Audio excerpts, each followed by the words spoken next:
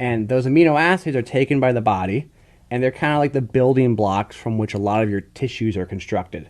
So we're talking about collagen and tendonitis and repairing, not repairing, but hopefully augmenting and helping, maybe like a jumper's knee. Protein plays a critical role in that, just like it does in building your muscle mass, just like it does in forming your neurotransmitters. So the way to think about it is you have fats. Fats are often used for structures in the cell, such as like myelin sheath is one of the most common things that made for the cell membrane. The proteins are like the high structural integrity things like your muscles, your tendons, your soft tissues, and your carbs are kind of like your fuel, your energy resource. But what happens is if our body doesn't have enough protein, your body goes, well, I need that protein one way or another. And so it goes in what's called a catabolic state to break down the muscles and those other structures that have protein in order to use them for the other areas, such as energy. Now, this can be staved off by consuming enough protein.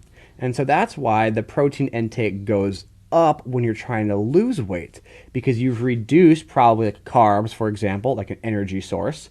So instead of your body only having, 100 grams of protein to pick from, you give it 150, say, because it might borrow 25 of those for the demands that carbs, left as a void because you've reduced them.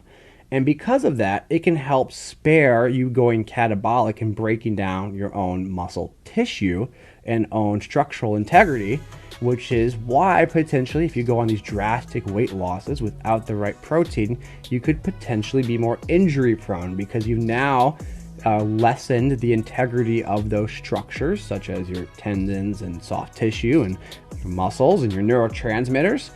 It's trying to compensate for the demands of the workout and the energy needs, so it doesn't have enough to be distributed all around, which is why bumping up that protein intake, like Paul alluded to earlier, when we are in that caloric deficit, is important, not just for the fact we're trying to maintain muscle, but maintaining structural integrity, which in turn could lead to less potential likelihood of injury.